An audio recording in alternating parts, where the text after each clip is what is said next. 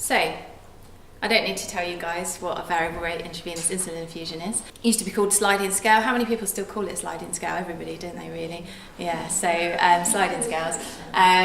So it's an infusion of insulin at variable rate, and we adjust the rate depending on what the blood sugar is. So if the blood sugar's high, you get more insulin. Blood sugar's low, you get less insulin. It basically keeps the blood sugar normal, well, as normal as we can make it, when somebody is acutely unwell in hospital.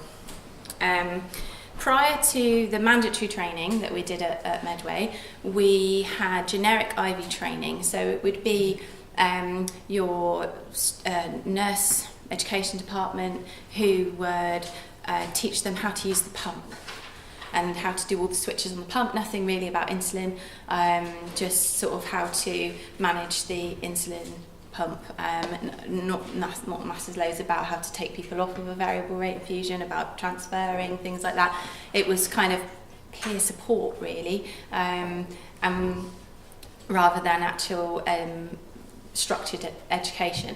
So, I mean, there were some things where we do our diabetes inpatient courses, so nurses that were able to attend those would get it, but it wasn't a mandatory thing, so obviously attendance at those was quite poor at times because people are needed on the wards and not always able to come off and come to the study days.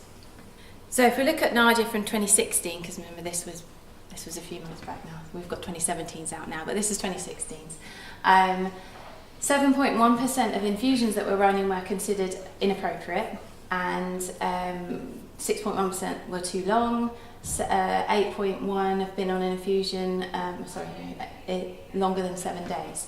And in 14% of the cases, the transfer to subcut insulin was not managed correctly. And that's exactly what we were finding at Medway, that people were not understanding how to transfer people off of a IV infusion back onto their normal medications.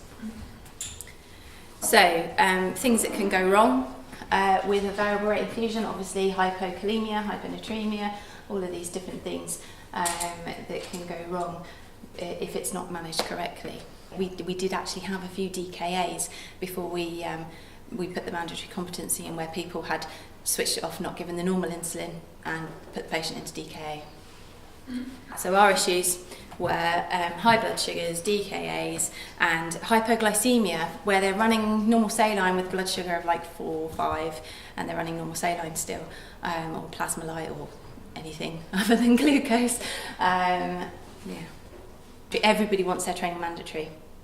But to make it mandatory, we had to prove why we needed it. So we collected some data, obviously around incidents. We had used our DATEX system to collect data about people being managed incorrectly on a variable rate infusion.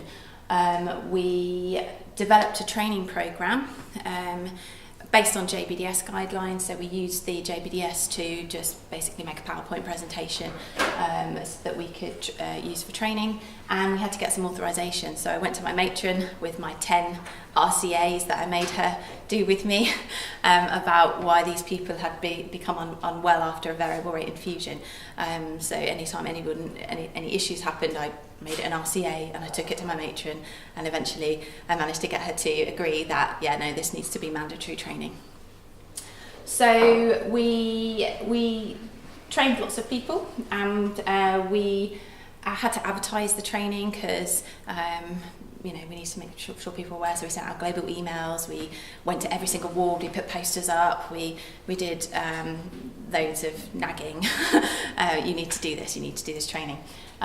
We did rolling sessions on wards, so we might go to a ward, and sometimes Becky, love her, she's done this presentation so many times, she would sometimes only get one nurse at a time because the other nurse is running the ward. And so you'll do one nurse, then that nurse will come, and then that nurse, and then that, so sometimes she's only getting one person at a time. But to be able to get every single nurse trained, that's what we had to do. We had to go early in the morning, 8 o'clock in the morning, get the night staff before they went home. We had to just do bespoke, like go to people's ward meetings, all sorts of different things. And we also had rolling sessions where we booked out like the a seminar room, and we just said, just come when you can, just come. let that nurse come, go back, send the next nurse, right, who's on your ward today, right, you go back, you send them, and it was very much rolling sessions, and it was just over and over and over and over, poor Becky's voice by the end of it. But we managed to get loads of people trained, enough so that in February 2017 we said you are not now allowed to touch a variable rate infusion unless you have done the training. So Datexes is how we measured if we'd made an impact. So as the training of people got higher, by March we had 377 people trained, and the Datexes were starting to get less. If we look at the Datexes, the trend line's going down. And actually, if we look now, this will be right down here now, because it's sustained now, and it's a lot better than this looks. In February we had 6 Datexes, because that was when it went live. So everybody was Datexing each other for not being trained. And so yeah, they kind of messed our numbers up, that did. But there's quite a few months where we had 0 Datexes: January, March, April, August, not one Datex about variable rate.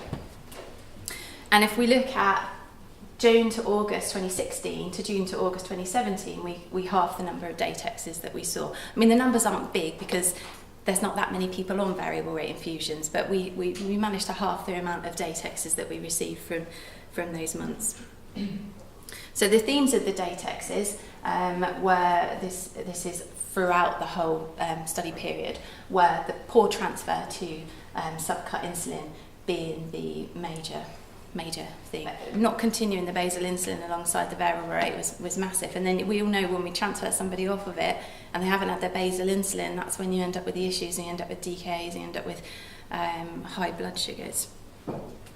So the conclusion to the research is that we found a 50% reduction in Datexes from the same period, 2016 to 2017, and making it mandatory significantly increased uptake in training. We managed to get e-learning as well. So in February, when we launched it and said it's mandatory now, we had 63 people do the e-learning just in that month. Because it was mandatory. If it hadn't gone mandatory in February, would they all have done it? I don't think so. Looking at all of the Datexes over the whole period, when you look at the people that are making mistakes, 29 out of 30 of them hadn't done the training. Then a bit of further research, I thought, are we the first people to do this? Are we the last people to do this? Is this mandatory training everywhere? Am I just, the last person to do this? So I thought I'd send out a Freedom of Information request, and I just said, is variable rate training mandatory? So some of you probably got my Freedom of Information request, is variable rate mandatory in your trust? And out of 84 responses, only 16 had it as a mandatory competency. So yeah, that's quite low, really, isn't it? And then as you know, I'm very good at social media, so I sent out a tweet and I asked the hashtag GBDoc, which stands for Great British Diabetes Online Community, and these are the people living with diabetes. So these are the people that use Twitter all the time, and I asked them, how does going on a variable rate infusion make you feel? I think that kind of speaks for itself, really, doesn't it? People are really worried to go on a variable rate infusion.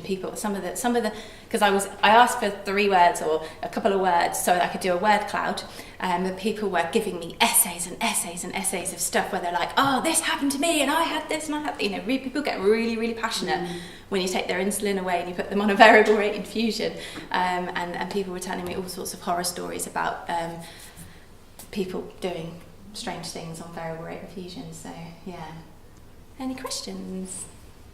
Is your mandatory training, do they have to repeat it after 2 years? We're just now putting that in because we didn't really have that, so we're going to say 3 yearly, because a lot of things are 3 yearly, so it kind of ties in with everything else, really. And it's only the people that use it that have to do it. So if you're a nurse and you're working outpatients, you don't have to do it.